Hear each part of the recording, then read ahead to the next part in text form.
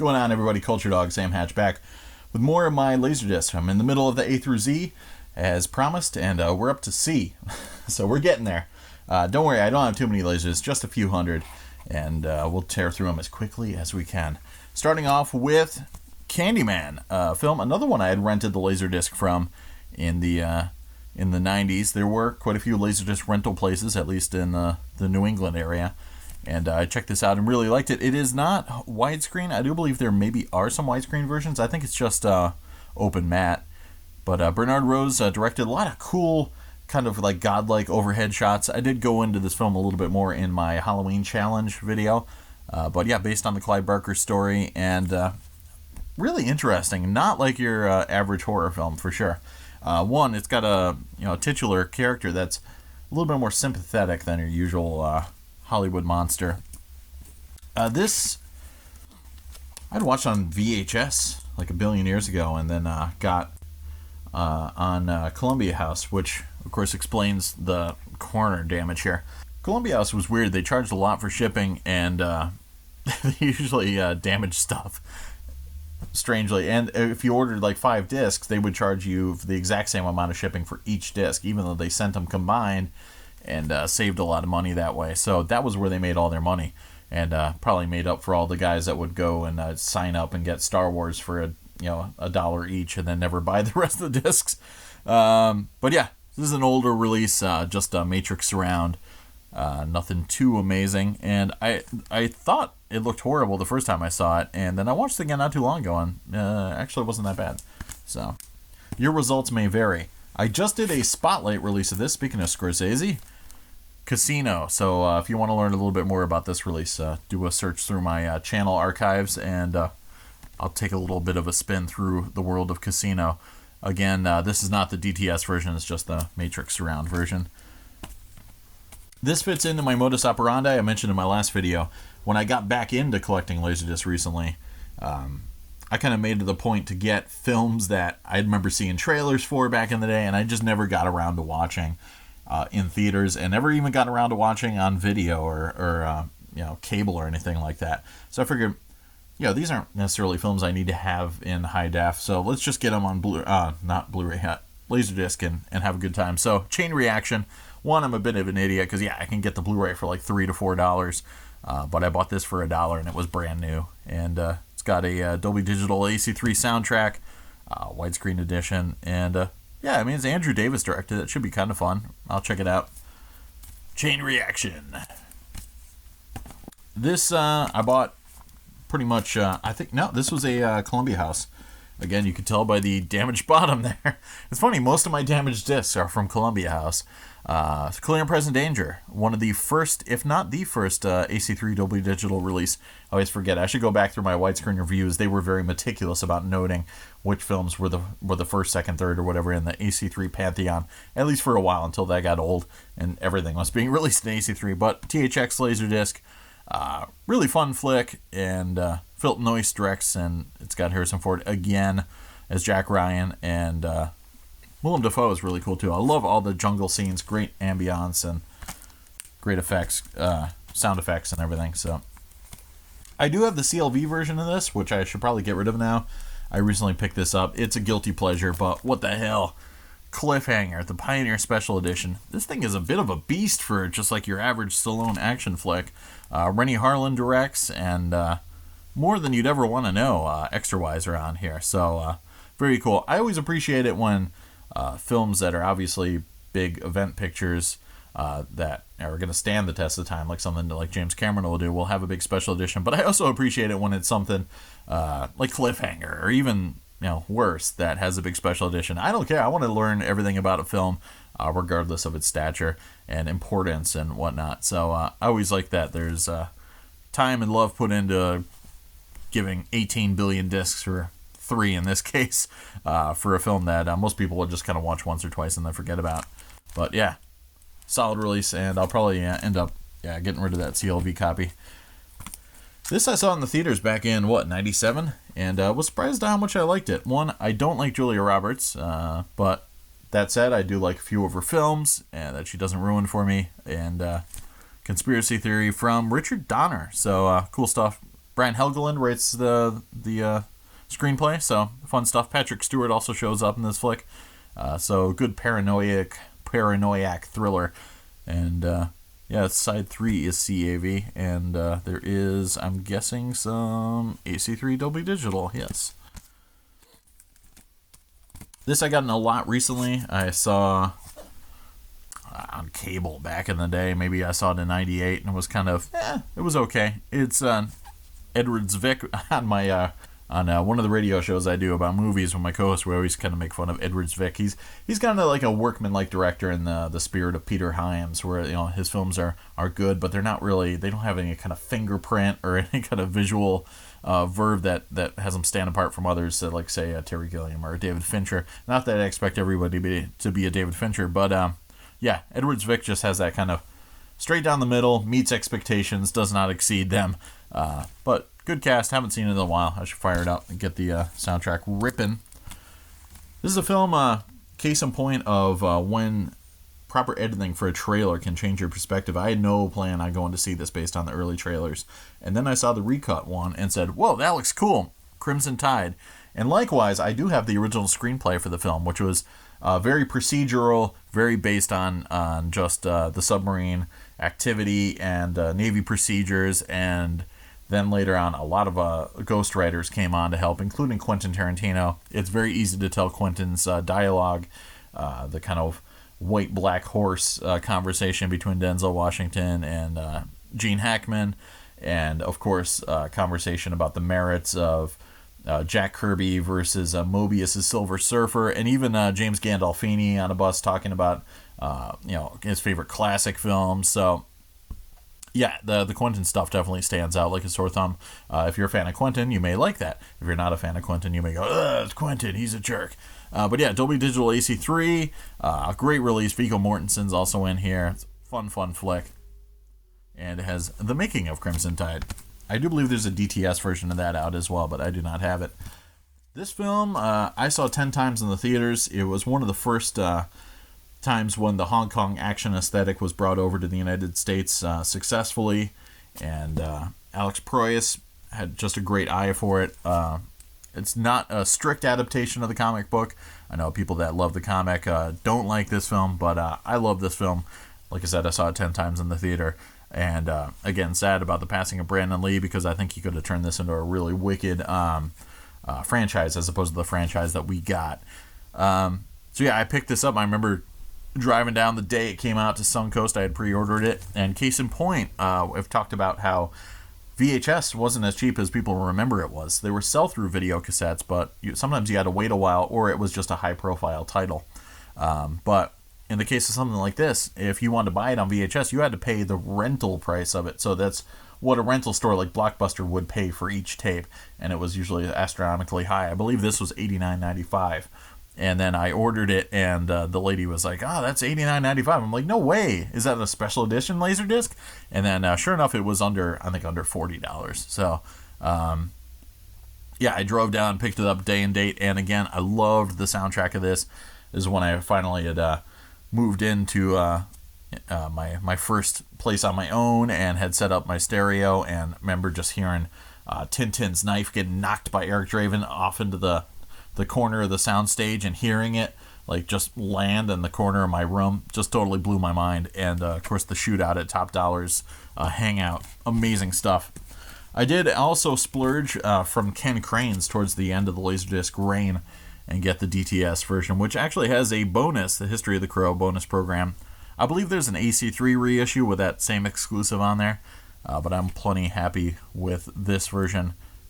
And the old PCM surround version too. I'll keep that kicking around. This I saw in the theaters in 97, maybe 98. No, 96. And it's not really much of a uplifting flick, but The Crucible, Daniel Day-Lewis and Winona Ryder, and really grimy flick. It's like one of those period pieces where the people actually look like they lived in that period. Joan Allen looks pretty sketchy and just nasty. And Dolby Digital soundtrack, intense stuff. Definitely nothing you want to fire up on a nice, sunny, happy day. Just save that for a grimy, wintry afternoon when you're feeling... actually, that might be a bad idea. Second thought, don't listen to any of my advice. This film, I haven't actually seen this version. I had seen the regular theatrical cut, but this is the widescreen expanded edition of Dances with Wolves. It's a punch-out. It came from my friend's collection, but it's nice stuff. It's not the one that comes with a book and Kevin Costner's scalp and the keys to a truck. That one is in a nice big box or whatever. But I'm cool with this. It's just everything all in one super gatefold. So I do have to actually sit down and check this out sometime. Not a fan of Kevin Costner, much like Julia. He's my male Julia Roberts. But that said, I can appreciate some of his films. And that's one of them. This I had no intent on getting on Laserdisc, especially not in Pan and Scan. I mentioned before, I was never much into collecting 80s discs.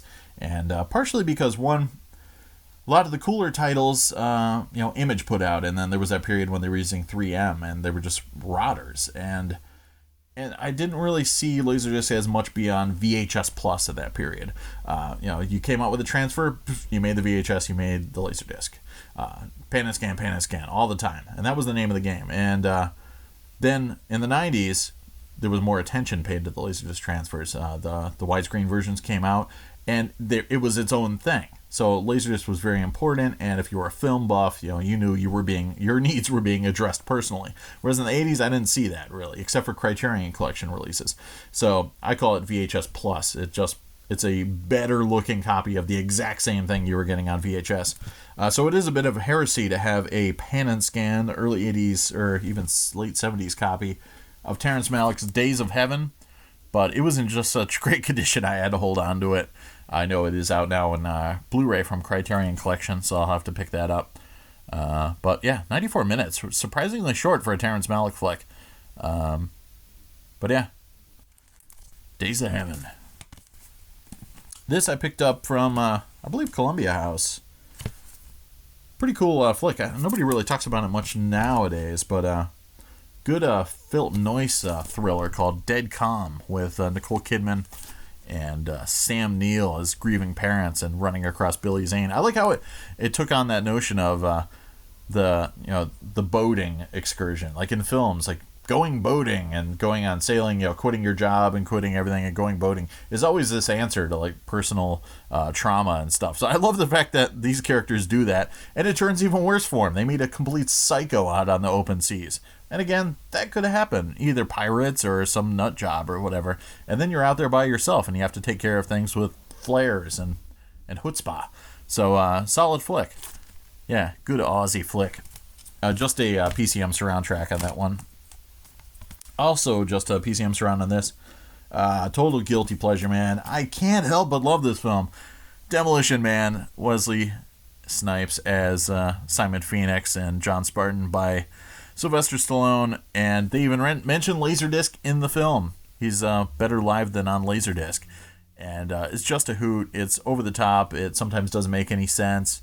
I love how Dennis Leary gives a Dennis Leary stand-up performance right in the middle of the film. I don't know. How can you not love this thing? I know it drives a lot of people crazy, but I can watch that movie all the time. This, I happened to pick up actually, I didn't pick up. It was given to me for a Christmas gift. This horrible book called The Laserdisc Film Guide by Jeff Rovin, the 1993 to 1994 edition. So that means it's going to be a lot of titles released in here that aren't really like seminal Laserdisc releases. And it's mostly the guy talking about the movie and then giving a little bit of information about the discs. But one of the discs he was raving about was this Fox Special Widescreen Collection edition of Die Hard. And at this point, when I picked this up from Columbia House, I think the AC3 version had been announced, and I was like, I'd already, I think, replaced the Special Widescreen Collection Star Wars films with the Faces edition. I was like, why am I going to get this old one? But the guy in the book said this was amazing. And I have heard some people online saying that this has the stereo soundtrack from the theatrical soundtrack that you can't get elsewhere. But visually, it's kind of a crapshoot. I just watched this again recently. It's really fun to watch from the perspective of John McClane being the villain and Hans Gruber being the hero. It's actually really, really fun to watch it that way. And but yeah, there's so many Some shots look great, but then some stuff, like when they're early scenes on the airplane, look like bootleg quality. I really can't believe how horrible some of this stuff looks. So it is a total mixed bag, and I'll check out maybe the AC3 version, or just get the Blu-ray and go from there. But I do have it, just for posterity's sake. This film I saw a ton of times in the theaters. Again, it rubs some people the wrong way. It rubs me totally the right way. Francis Ford Coppola's Bram Stoker's Dracula. I love the attention to vintage style visuals and special effects and in-camera effects. I thought that was great. Gary Oldman freaking rules in this film, and who cares even if Keanu Reeves didn't act at all. Gary Oldman is so awesome that he completely makes up for any deficiencies that Keanu Reeves would bring to the table. It's science. You can't argue with science. Great release. I love when Columbia releases would come out. They would just have these crazy write-ups on the back. You'd have to break out your specs and magnifying glasses to read it all, but I like that attention to detail. Again, there's the difference between 90s Laserdisc and 80s Laserdisc. 80s Laserdisc, you get the VHS copy, and you got a picture of the VHS cover art with a little Laserdisc drawing on the side, like that. 90s was totally different. Laserdisc was taken seriously. You as a film buff was taken seriously, hence why I didn't really have much time of the day for 80s Laserdisc releases, so I apologize for that. But then again, that leaves plenty of more for you out there if you do collect 80s Laserdisc releases. But yeah, I also have the Criterion version, which I showed off my Criterion Collection release. This is the special collector's edition, which has the making of Bram Stoker's Dracula and the original featurette that is actually cut short on the Criterion release, and it is great to have in whole. It's a really fascinating release. I know it's just like one of those HBO features, but it's definitely a lot more interesting than most of those. Great stuff, including Francis Ford Coppola trying to deal with a crying baby on the set, and the stuff with Gary Oldman getting into his acting process and staring at photos of his children to get into this headspace. Really intense stuff, and just so cool seeing the cast learning how to sing and dance and everything like that. Inspiring special feature, and big fan of the film. This I haven't seen in ages. I saw this a couple times in the theaters and picked this up from my friend's lot that he gave me. Dragonheart. Again, I probably will upgrade to the Signature Collection at some point, but it's a fun enough flick. It's also fun to watch the CGI in this film. As you watch the film, there's a scene early on where Dennis Quaid's character gets inside the mouth of Draco, the dragon voiced by Sean Connery. And as you watch the film later, you can use that as a reference to notice just how bad the dragon is scaling in size. And you can say, could a human being fit inside his mouth there? No. And it could be cavernous in this scene. This one, no way could he fit. So they kept shrinking the dragon to fit the mood or the tone of each scene. He doesn't maintain the same size, so it's kind of fun to watch for that. This flick, I don't even know if this was recommended to me or if it just tripped across it thumbing through strawberries, but I picked it up one night on a whim, and really cool stuff. James Spader and Machen Amick from Twin Peaks in Dream Lover. This is the uncut version. Larry Miller also has a cool role in this, but very good like counterpart to something like The Last Seduction. Just a lot of horrible people, or some nice people too, just getting twisted and pulled into long cons, that kind of thing. And yeah, really ratchets up the tension. Siskel and Ebert both liked it. Yeah, good release. This is a really cool flick. Again, it's not really that well received compared to the other films in this canon, but Akira Kurosawa's Dreams.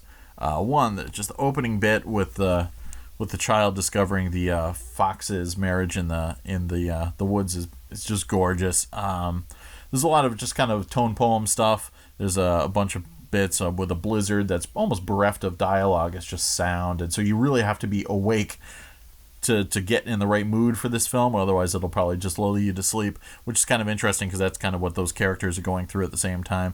The Peach Orchard segment is interesting. The Tunnel is a really cool segment, and Crows is notable for having Martin Scorsese playing Vincent van Gogh in a small role there.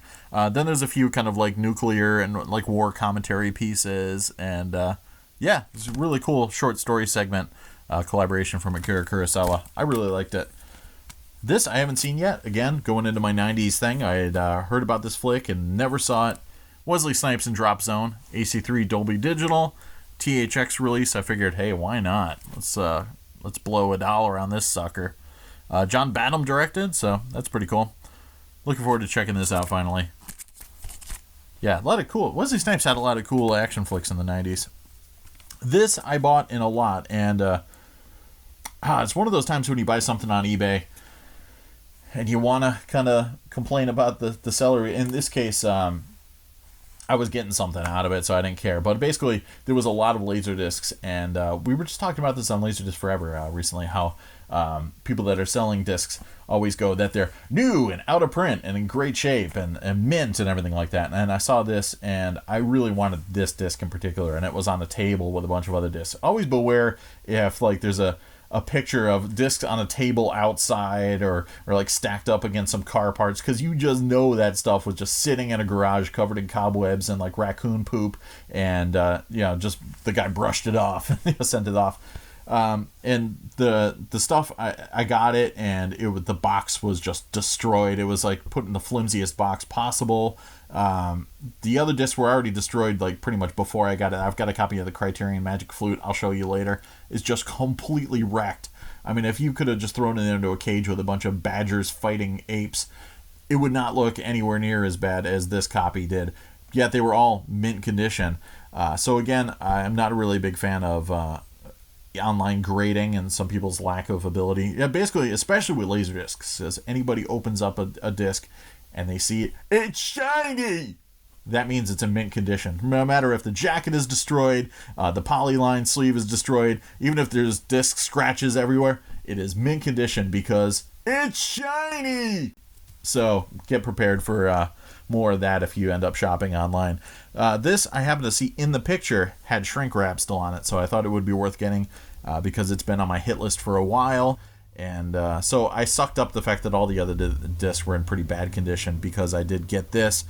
It is a 80s image release, so therefore it has the crappy artwork on the side with the Laserdisc and just the same poster / DVD or VHS art in the middle. But it's a cool Penelope Spears flick with John Cryer, Daniel Roebuck, Flea from Red Hot Chili Peppers, and Lee Ving from Fear.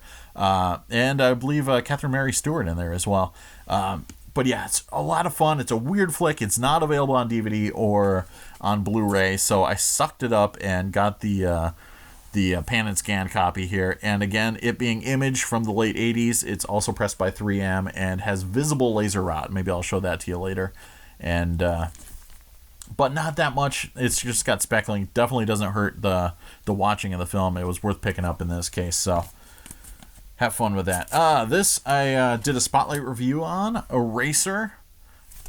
More fun than I thought it was, and if you want to learn a little bit more about this is just the regular Matrix Surround PCM version that Warner Brothers put out. This is one of my all-time flicks. All-time favorite flicks. John Carpenter's Escape from New York. Cool. Actually, I just fired up this disc not that long ago. Columbia House, so there's some tears in the gatefold. One of the rare cases where it's a gatefold with just one disc. It just opens up and shows you some info. And the disc is great because it's got a commentary from John Carpenter and Kurt Russell. One of my favorite commentaries of all time. Not only does John Carpenter and Kurt Russell seem like they just have a great time, but then there's so many interesting bits of indie filmmaking revealed, like shots that have Adrienne Barbeau just like you can tell that they were just inserted randomly, and then John Carpenter's like, oh, I shot that in my garage because I needed the pickup shot. And there's a great scene where Stink Plissken's climbing down a wall and he drops off a rope and then lands in front of a Jeep and then stands up, and then Carpenter reveals that Kurt Russell was really crouching in front of the Jeep the whole time, and it was a stuntman on the rope. And when the stuntman dropped, he stayed down, and then Kurt Russell just stood up from behind the Jeep. Just amazing blocking, shots like that, how they were able to fake like Steadicam long shots between two different locations and kind of seamlessly branch them together. If you're a film fan, definitely must have. And it does have some of the extra bits, including the opening sequence that was excised from the film. But yeah, great flick. Great release. This I picked up from my friend's lot, and I had seen bits and pieces of on cable, and I could never quite get a feel for what was the beginning and the end of the film, and just recently watched the whole thing. Excalibur, and this is the widescreen version. It is PCM Surround. I think there was an AC3 version released later. Weird flick. Nicol Williamson playing Merlin is strangely over the top, and sometimes the dialogue is a little hard to hear too. But it's a very futuristic looking, old school period piece, because the armor is very shiny, and then there's a lot of weird kind of like lime greens and strange color effects. So definitely an interesting take on it. John Boorman directs, and fun flick. Helen Mirren also shows up in it. This film I had heard recommended highly, especially by, I believe, Siskel and Ebert. Exotica, an Adam McGowan flick, and I haven't seen it yet, so I'm gonna fire this up soon. Just regular Dolby Surround, but it is widescreen, 1.66 to 1, so it'll probably just be lightly pillar boxed. This film is just being debated even now on the Laserdisc Forever database. John Woo's Face Off with John Travolta and Nicolas Cage, and yeah, it is a bit of a crap fest, but Nicolas Cage is so damn over the top in it. It's hard to take seriously, but it's got a cool Dolby Digital soundtrack and THX certification, so it's got a gatefold. It's pretty fun, for what it is. Again, sad that John Woo didn't come over here and start making films like A Better Tomorrow or The Killer. Hard boiled, but what are you gonna do?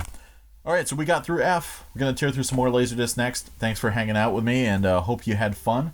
And we'll talk to you soon. Cheers.